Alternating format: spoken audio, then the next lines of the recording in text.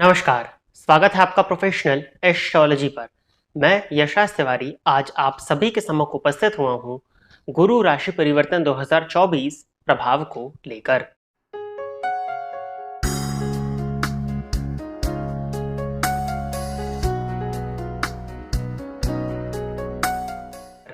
एक मई 2024 दोपहर 1:50 पर सुख, समृद्धि, ऊंचाई, धन के कारक देवगुरु बृहस्पति मेष राशि को छोड़कर दैत्य गुरु शुक्राचार्य की साधारण राशि वृषभ राशि में प्रवेश करने जा रहे हैं।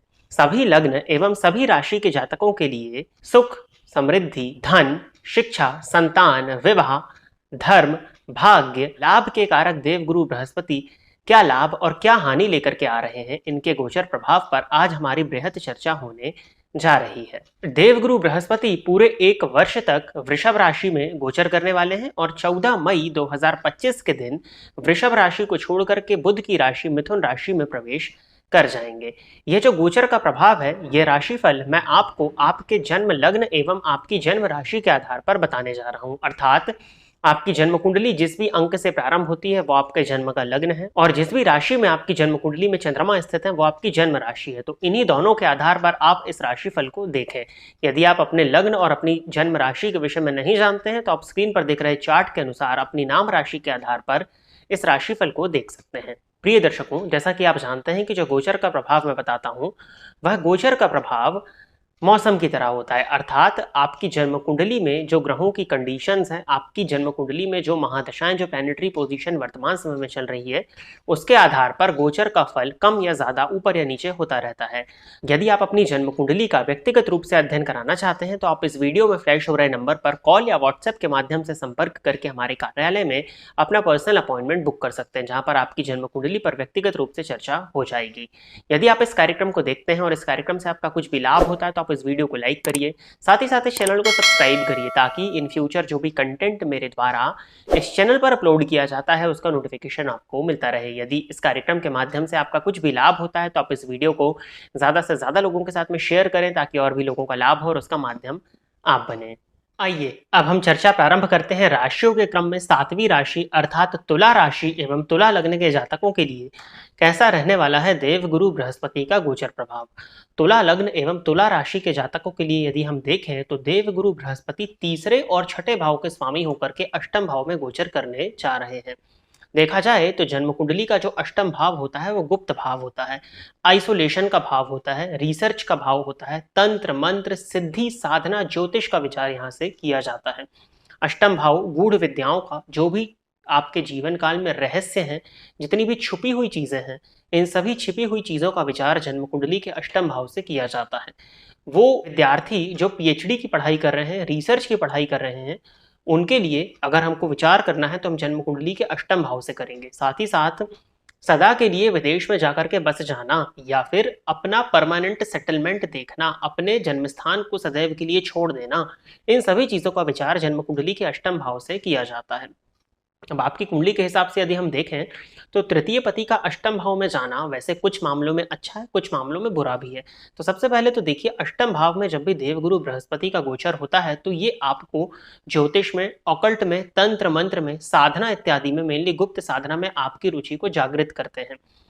मेनली कुछ भी ऐसी चीजें होती हैं जो गुप्त हैं, जहां पर छिपा करके चीजें की जाती हैं, सीक्रेटिव चीजें जो होती हैं, तंत्र मंत्र, जो गुप्त साधनाएं वगैरह होती हैं, इनमें आपकी रुचि इस समय पर बढ़ती हुई आपको देखने में मिलेगी। साथ ही साथ तृतीय पति बने हुए गुरु जब अष्टम भाव में गोचर करेंगे तो तीसरे का स्वामी 8वें में जाएगा, तो ये आयु के पॉइंट ऑफ व्यू से तो अच्छा माना जाता है। लेकिन कहीं ना कहीं जो छोटे भाई बहन आपके हैं उनके स्वास्थ्य में परेशानी या उनके साथ में संबंधों की खराबी को प्रदर्शित करता है, तो ये एक नेगेटिव पॉइंट हमको देखने में मिलता है। साथ ही साथ रोग भाव के स्वामी बने हुए देवगुरु बृहस्पति अष्टम भाव में हैं और इनकी दृष्टि जो है वो द्वितीय भाव पर हो रही है। द्वितीय भाव से खाने पीने का, जिह्वा का विचार किया जाता है। अब होगा क्या कि जब भी देवगुरु बृहस्पति का संबंध 6वें या 8वें भाव से बनता है तो ये जातक को पेट जन्य रोग, पेट से संबंधित परेशानियां देने लग जाते हैं। तो आपके साथ में भी पेट से संबंधित परेशानियां आपको देखने में मिलेंगी। कॉन्स्टिपेशन की शिकायत हो सकती है, एसिडिटी की प्रॉब्लम हो सकती है, पेट बढ़ने की शिकायत हो सकती है और पेट के रोगों से ही अन्य रोगों की शुरुआत होती है। तो आपको इस गोचर काल में अपनी डाइट पर बहुत ध्यान रखना है, खान पान पर नियंत्रण बना करके रखना है, एक गलत आहार को लेने से आपको बचना चाहिए।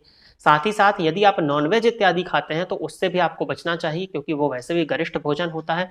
अभक्ष्य का भक्षण करने से आपको पेट से संबंधित परेशानियां और बढ़ चढ़ करके देखने में मिल जाएंगी। साथ ही साथ में यदि आपको ड्रिंकिंग हैबिट है, किसी तरह का नशा यदि आप करते हैं, शराब इत्यादि का भक्षण अगर आप करते हैं, तो उसके चलते आपको लिवर से संबंधित परेशानियां देव गुरु बृहस्पति के इस गोचर काल में देखने में मिलेंगी। अतः आपको अपने आहार, अपने व्यवहार को सात्विक बना करके रखना चाहिए। देव गुरु बृहस्पति की दृष्टि जन्म कुंडली के 12वें भाव पर पड़ेगी। 12वें भाव पर गुरु की दृष्टि पड़ने के चलते जो आपके व्यय होंगे वो सही जगह पर होंगे, सद कार्यों में आपके व्यय होते हुए दिखाई दे रहे हैं, जो कि एक बहुत बड़ा प्लस पॉइंट है।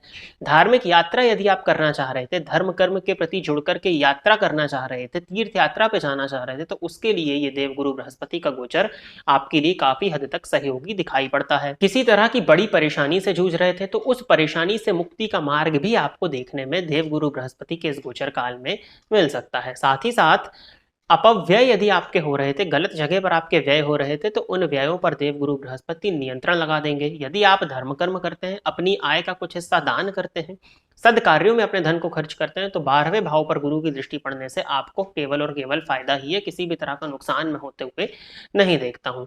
यदि आप जॉब में थे, विदेश जाना चाह रहे थे, सदा के लिए विदेश में बसना चाह रहे थे, तो उसके लिए गोचर आपके लिए काफी फेवरेबल है और वहां पर आपको सपोर्ट ये करेगा। देवगुरु बृहस्पति की 7वीं दृष्टि आपकी जन्म कुंडली के द्वितीय भाव में, आपकी गोचर कुंडली के द्वितीय भाव में होने वाली है।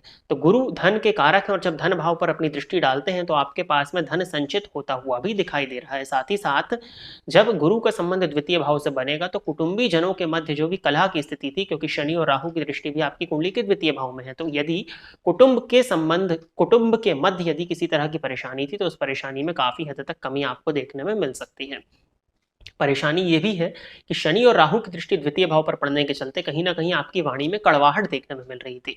अब जब देव गुरु की बृहस्पति भी द्वितीय भाव पर पड़ेगी तो आप कुछ ज्यादा ही सत्य बोलने लग जाएंगे। तो अत्यधिक सत्य बोलने के चलते कहीं ना कहीं आपके शत्रु बन सकते हैं और कुटुंबी जनों के बीच में नए तरह का विवाद भी संभव है। तो आपको सत्य तो बोलना चाहिए, परंतु अपनी वाणी पर नियंत्रण रखिएगा, जैसा कि मैंने आपको वार्षिक राशिफल 2024 के लिए बताया हुआ है।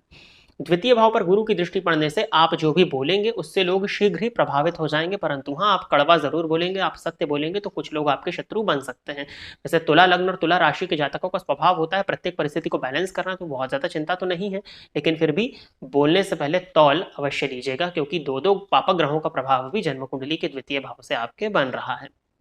धन संचयन के पॉइंट ऑफ व्यू से अच्छा है, कहीं कोई दिक्कत नहीं है। कुटुंब में किसी नए मेहमान का आगमन होने की पॉसिबिलिटीज भी दिखाई पड़ती हैं। साथ ही साथ अष्टम भावस्थ देव गुरु बृहस्पति की दृष्टि जन्म कुंडली के चतुर्थ भाव पर पड़ेगी और चतुर्थ भाव पर गुरु की जो दृष्टि आप देख पा रहे होंगे ये नीच की दृष्टि है। नीच की दृष्टि पड़ने से भी कोई बहुत ज्यादा समस्या नहीं है। माता के स्वास्थ्य में परेशानी थी तो उसमें ये कमी लाने का ही कारण बनेंगे, तो ओवरऑल अच्छा है। भूमि भवन या वाहन से संबंधित किसी तरह की परेशानी थी तो उसमें कमी आती हुई दिखाई दे रही है। कुटुंबी जन के बीच में किसी संपत्ति को लेकर यदि विवाद था तो उसका सोल्यूशन मिलने की पॉसिबिलिटीज भी बनती हैं। किसी तरह के कोर्ट कचहरी के केस में अगर आपकी संपत्ति फंसी हुई थी तो उससे भी निकलने के योग तुला लग्न एवं तुला राशि के जातकों के लिए गुरु के इस गोचर काल में बनते हुए दिखाई दे रहे हैं। धर्म कर्म से जुड़े रहिएगा। धर्म कर्म से यदि आप दूर होते हैं तो कहीं ना कहीं ये गोचर काल आपके लिए बहुत सहयोगी फिर नहीं रह पाएगा। बाकी घर का माहौल अगर कलहपूर्ण था तो उसमें कमी आ सकती है। घर मीन्स आपका कुटुंब जो है, घर मीन्स आपका घर जो है, जिस घर में आप रहते हैं उस घर का माहौल यदि कलहपूर्ण हो रहा था तो उसमें कमी आ सकती है, परंतु कुटुंबी जनों के बीच में वाद विवाद होना संभव है। कई लोग यहाँ पर कंफ्यूज हो जाते हैं। कुटुंब होता है आपका पूरा कुटुंब, आपका पूरा परिवार, जिसमें आपके चाचा चाची, नाना नानी, दादा दादी, मामा मामी सब लोग आ जाते हैं, आपके कजन्स आ जाते हैं, वो आपका कुटुंब होता है। और चतुर्थ भाव आपका अपना घर होता है, जिसमें आप 2-4 लोग अपनी पति पत्नी रह रहे हैं, माता पिता रह रहे हैं, उनके बच्चे रह रहे हैं, तो परिवार उसको कहा जाता है। कुटुंब में सभी लोग आ जाते हैं, तो कुटुंब के बीच में विवाद संभव है। बाकी घर का माहौल में अगर कलह थी तो उस कलह में कमी आती हुई आने वाले समय में दिखाई पड़ती है। तुला लग्न एवं तुला राशि के वो जातक जिनका विवाह नहीं हो पाया था, तो विवाह के लिए ये आने वाला वर्ष सपोर्टिव नहीं दिखाई पड़ता है। आपको अभी विवाह के लिए बहुत ज्यादा प्रयास नहीं करना चाहिए। रिश्ते देख सकते हैं लेकिन आगे बढ़ने के लिए अभी समय ठीक नहीं। विवाह के योग तुला लग्न एवं तुला राशि के जातकों के लिए आने वाले 1 वर्ष तक अभी नहीं बन रहे हैं। साथ ही साथ संतान इत्यादि के लिए यदि आप आईवीएफ इत्यादि में जाना चाह रहे थे तो अभी 1 वर्ष इंतजार करिए, डॉक्टर से बातचीत करके रखिए। जब गुरु अगला राशि परिवर्तन करेंगे, मिथुन में जब जाएंगे मई 2025 के बाद, तब आप आईवीएफ इत्यादि के लिए प्रयास करिएगा। उसके पहले आपको अभी आईवीएफ इत्यादि में जाना या संतान के विषय में प्लान करने के लिए समय ठीक नहीं है। रिसर्च फील्ड के विद्यार्थियों के लिए समय बहुत अच्छा होने वाला है। या अगर आप किसी चीज की खोज कर रहे थे, ज्योतिष इत्यादि में यदि आपकी रुचि थी, तो ज्योतिष के नए ग्रंथों का अवलोकन करने के लिए ये समय बहुत अच्छा है। आप नई चीजों को सीख सकते हैं, नई चीजों को खोज करके निकाल सकते हैं, नई चीजों पर रिसर्च करके आपको कोई उपलब्धि मिल सकती है। किसी तरह की गुप्त साधना इत्यादि में लगे हुए थे तो जोरों से लग जाइए, यह समय आपके लिए काफी बेनिफिशियल होता हुआ दिखाई देता है। उपाय के तौर पर स्क्रीन पर आपको दिख जाएगा, देव गुरु बृहस्पति के इस बीज मंत्र का नित्य 1 माला जाप प्रारंभ कर दीजिए गुरुवार से शुरू करके। इसको आप रोज जपें तो ये उपाय करना आपके लिए अच्छा होगा। बाकी गुरुवार के गुरुवार किसी भी घर के आसपास मंदिर में जाकर के, किसी भी देवता के मंदिर में जाकर के, वहां पर आप साफ सफाई में अपना योगदान दीजिए और ब्राह्मणों का आशीर्वाद लीजिए। कुछ ब्राह्मणों को दान अगर आप करते हैं तो ये उपाय करना भी आपके लिए बहुत बेनिफिशियल रहेगा। बाकी पंचमस्त शनि चल रहे हैं, तो मैंने आपको पहले भी बताया हुआ है कि हनुमान जी के मंदिर में जाकर के अत्यधिक आराधना करना तो आपके लिए अच्छा होगा। तो आप हनुमान जी का मंदिर देख लीजिए, वहीं जाइए, दर्शन करिए, वहीं साफ सफाई करिए।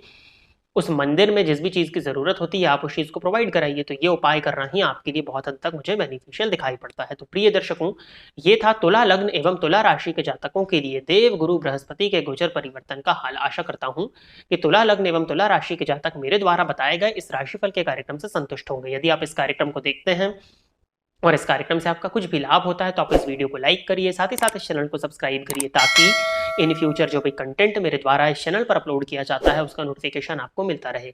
यदि इस कार्यक्रम के माध्यम से आपका कुछ भी लाभ हो रहा है तो आप इस वीडियो को ज़्यादा से ज़्यादा लोगों के साथ में शेयर करें, ताकि और भी लोगों का लाभ हो और उसका माध्यम आप बने। आज के इस कार्यक्रम में बस इतना ही रखते हैं। नमस्कार।